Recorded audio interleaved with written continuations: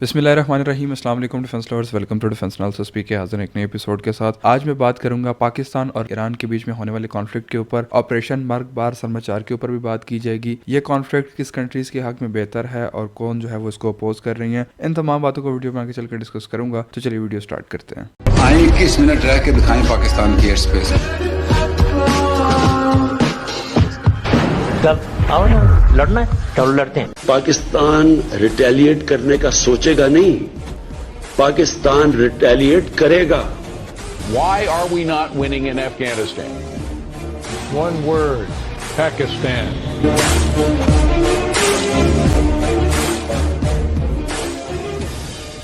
Viewers, में बात कर रहा था पाकिस्तान और ईरान के बीच में होने वाले रीसेंट कॉन्फ्लिक्ट के ऊपर। सबसे पहले पाकिस्तान और ईरान के कॉन्फ्लिक्ट को एक साइड पे रखते हैं, देखते हैं कि कॉन्फ्लिक्ट होता क्यों है, बुनियादी तौर पर इसकी वजूहात क्या होती हैं। देखिए, 3 बहुत अहम वजूहात है जिसकी वजह से किसी भी कंट्रीज के अंदर या किसी भी नेशंस के अंदर कॉन्फ्लिक्ट आता है। कैसे? सबसे पहले नंबर के ऊपर तो मैं समझता हूँ कि किसी भी कंट्री की तरफ से गैर इखलाकी जो पॉलिसीज बनाई जाती हैं, या आप कह सकते हैं कि पॉलिसीज का फुकदान आता है जो कि दूसरी कंट्रीज को साथ नहीं लेके चलता, या आप कह सकते हैं कि उनकी मॉरल और कल्चरल वैल्यूज को नहीं देखता और वो बस अपनी चलाई जाता है। वहां पर हमेशा 2 कंट्रीज या नेशंस के अंदर कॉन्फ्लिक्ट्स आते हैं। सेकंड नंबर के ऊपर जो चीज है वो ये है कि कोई भी कंट्री जब बदमस्त हाथी की तरह झूमने लग जाती है, वो अपने मसल्स और अपनी पावर के नशे में इतनी अंधी हो जाती है कि वो कहती है कि मैं ही मैं हूं, तो उसके बाद जब वो मिस एडवेंचर करती है जो दूसरी कंट्री है, डेफिनेटली वो भी अपनी सॉवरेनिटी के लिए लड़ती है। उसके पास भी इक्विपमेंट्स है, एयरफोर्स, आर्मी, नेवी, उसके पास भी अपने हथियार होते हैं, और फिर वो भी अपने मसल्स दिखाती है। तो ऐसे मिस एडवेंचर्स के अंदर जो है वो एस्केलेशन होती है और उसके बाद हालात आगे चल जाते हैं। समटाइम्स वॉर जो है उसके सिनेरियोज बन जाते हैं। और थर्ड चीज जो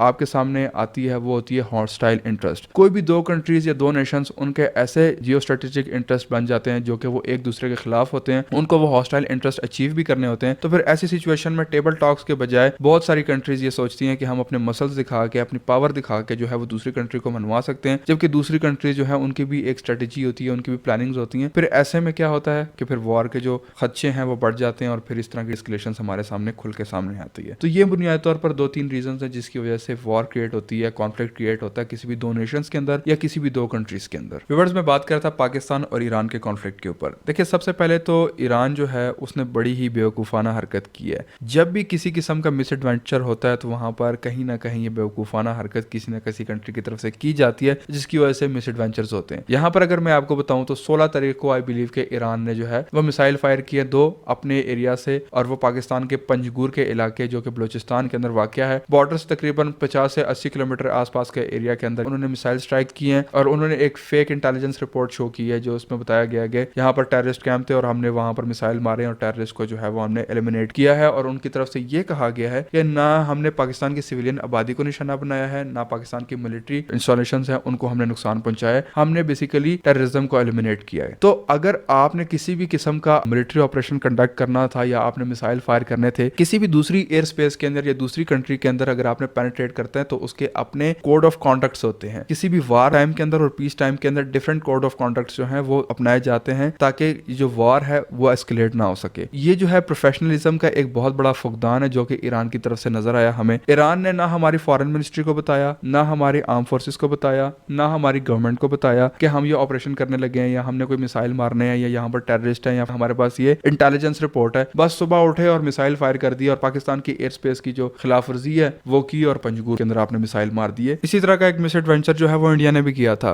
अगर आपको याद हो, बैक इन 2019 फरवरी में हमारी एयर स्पेस जो है वायलेट की, वो तो हमारी एयरफोर्स ने स्क्रैम्बल किया तो वो अपना पेलोड गिरा के भाग गए और उसके बाद उन्होंने कहा कि हमने तो 350 के 300 टेररिस्ट मार दिए। एक कैंप जो है उनका ट्रेनिंग कैंप वो तबाह कर दिया जैश मोहम्मद का, और हमारा इंफ्रास्ट्रक्चर उन्होंने गिरा दिया और पता नहीं क्या। हमने अपना बॉर्डर इंटरनेशनल मीडिया के लिए खोल दिया था। हमने उन्हें दिखाया कि किसी किस्म की डेड बॉडीज मौजूद नहीं है, किसी किस्म का इंफ्रास्ट्रक्चर नहीं गिरा हुआ। उन्होंने कवर किया था BBC ने और CNN ने भी। इसके अलावा इन्होंने हमारे 6 दरख्त गिराए थे, एक कौवा मारा था, उसके सबूत वहीं पर मौजूद थे। ये अब 1940s या 1930s का वक्त नहीं चल रहा कि जिस टाइम सैटेलाइट जो है वो इतनी एक्टिव नहीं थी और जो रिकॉनेसेंस के लिए प्लेन्स इस्तेमाल किए जाते थे। अब सैटेलाइट का दौर है, हर एक चीज जो है वो आपके सामने आ जाती है। अगर आप झूठ बोलेंगे तो वो फौरन से पहले पकड़ा जाता है। एनीवेज, थोड़ा सा बियॉन्ड टॉपिक चला गया था, आता हूं वापस ईरान और पाकिस्तान के कॉन्फ्लिक्ट के ऊपर। तो ईरान ने बड़े मासूमाना तौर पर यह बता दिया कि हमने पाकिस्तान के अंदर टेररिज्म को जो है वो एलिमिनेट किया है। पाकिस्तान ने उसके रिस्पॉन्स पे फिर फिर कहा कि आप अपना सफ़ीर जो कि इस वक्त ईरान में है उसको ईरान में रखें, हम आप अपने तरीके से आपको समझाएंगे, उसके बाद जो है वो आपस में बात करते हैं। मैं आपको एक बात बता दूं,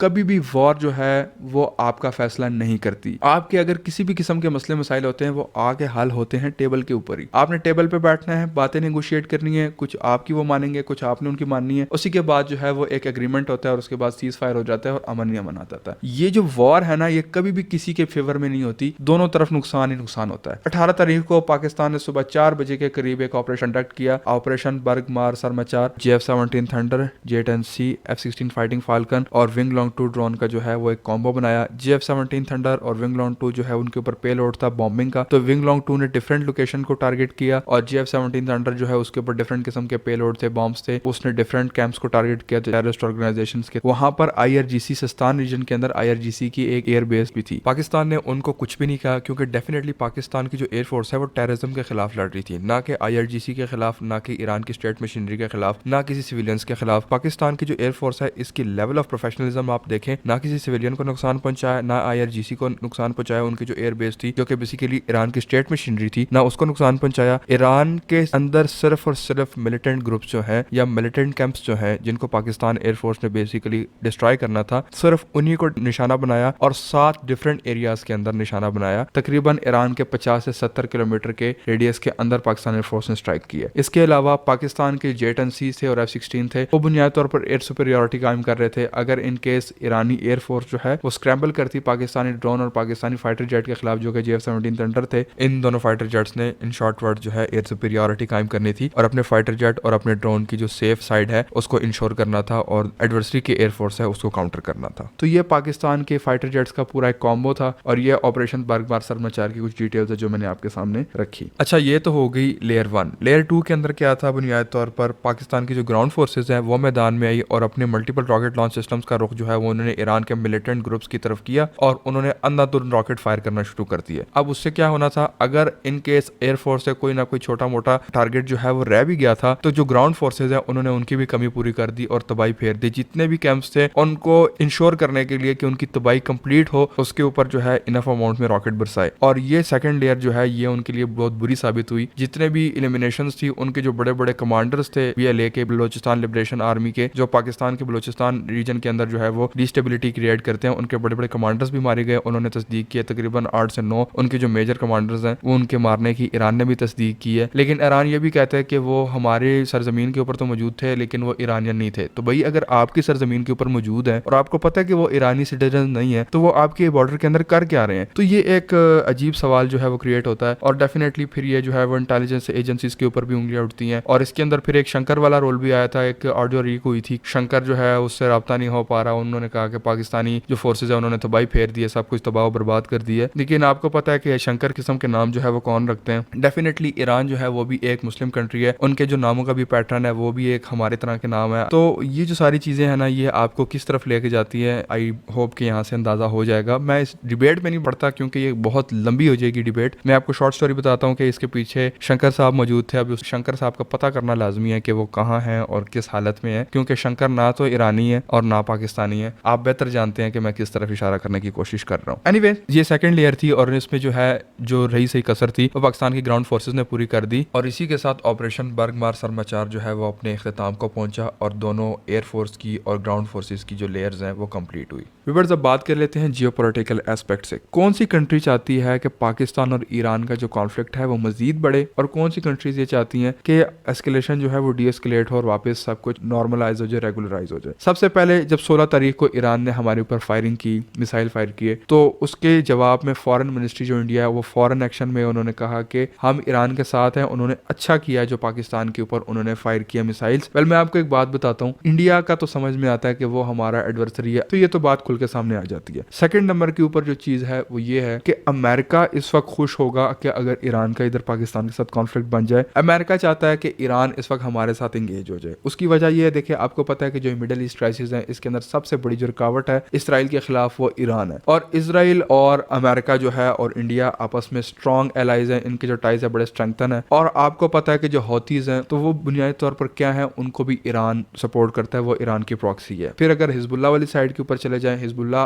आप सबको पता है कि उसके पीछे भी ईरान है, उसको स्ट्रेंथन करता है ईरान, उसको अपना असला देता रहता है, उनको अपने बंदे देता है, ट्रेन करता है उनके प्रोफेशनल्स। हिजबुल्लाह वाली प्रॉक्सी जो है उसको भी ईरान स्ट्रेंथन करता है। इसके अलावा जो हमास है जिसके साथ एक्टिव कॉन्फ्लिक्ट है इसराइल का, तो उसको भी ईरान जो है वो बेसिकली बैक करता है। तो ये जो सारी चीजें हैं ये इन फेवर जा रही हैं इसराइल के। अगर एक्टिव कॉन्फ्लिक्ट खड़ा हो जाता है पाकिस्तान और ईरान का, अमेरिका भी खुश, इसराइल भी खुश और इंडिया भी खुश। ये जो तीनों एलाइज हैं वो ये चाहते हैं कि ये जो वॉर है एस्केलेट हो और ये एक्टिव कॉन्फ्लिक्ट बने। ये तो हो गई जो कंट्रीज चाहते हैं कि एस्केलेट हो और कॉन्फ्लिक्ट बने उनकी लिस्ट। अब देखते हैं वो कंट्रीज जो ये नहीं चाहती कि ये एक्टिव कॉन्फ्लिक्ट बने और सब कुछ डीएस्केलेट होकर वापस रेगुलराइज हो जाए, जो कि हमें नजर भी आ रहा है। अब अल्हम्दुलिल्लाह सब कुछ रेगुलराइज हो गया। चाइना और रशिया चाहते हैं कि ईरान और पाकिस्तान के कॉन्फ्लिक्ट इंक्रीज ना हो, ये डीएस्केलेट हो। उसकी वजह क्या है? देखें, चाइना का एक फ्लैगशिप प्रोजेक्ट है BRI belt and road initiative, CPEC के नाम से पाकिस्तान के अंदर उसने अच्छी खासी इन्वेस्टमेंट की हुई है। तो पाकिस्तान के अंदर कभी भी डिस्टेबिलिटी आए चाइना को ये बर्दाश्त नहीं है। चाइना चाहता है कि पाकिस्तान का जो वेस्टर्न बॉर्डर है वो सिक्योर रहे, सेफ रहे और ईरान की तरफ से उसको किसी किस्म के थ्रेट्स ना आए। सेम यहाँ पर अगर आप ईरान को देखें तो चाइना ने ईरान के अंदर भी $40 बिलियन की इन्वेस्टमेंट की हुई है, चाबहार पोर्ट में, उनके इंफ्रास्ट्रक्चर बिल्डिंग में, उनके और बहुत सारी चीजों और शोबों के अंदर जो है वो चाइना ने इन्वेस्टमेंट की हुई है। तो चाइना ये चाहता है कि ये दोनों कंट्रीज जो है वो रेगुलराइज हो जाए और ये तहम्मुल का इजहार करें एक दूसरे के साथ, इनकी जंग या कॉन्फ्लिक्ट जो है वो मजीद एस्केलेट ना हो, इंक्रीज ना हो। और चाइना के साथ साथ रशिया भी ये चाहता है, क्योंकि रशिया जो है वो इस वक्त स्ट्रॉन्ग एलाय है ईरान का और वो ईरान को भी स्ट्रेंथन कर रहा है। वो SU-35 की डील हो या फिर ईरान की तरफ से ड्रोन देने वाली डील हो रशिया को, तो वो ये चाहता है कि ईरान के अंदर भी किसी किस्म का एक्टिव कॉन्फ्लिक्ट ना हो, क्योंकि जब कॉन्फ्लिक्ट आएगा तो फिर अपना असला ईरान खुद भी कंज्यूम करेगा। तो हो सकता है कि फिर रशिया को जो ड्रोन देने वाली बात है या उनके पास जो ड्रोन जा रहे हैं, रशिया के अंदर अपना भी कॉन्फ्लिक्ट लगा हुआ है। तो वो ये चाहते हैं कि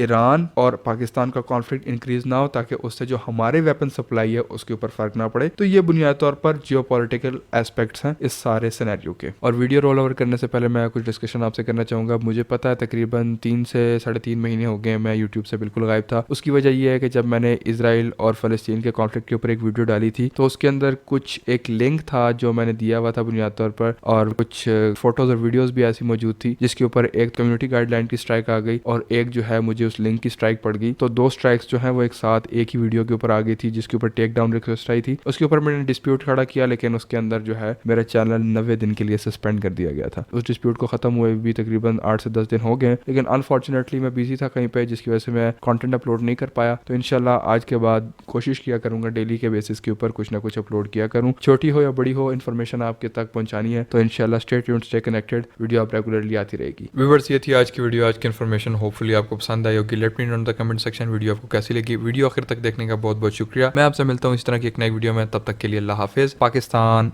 जिंदाबाद।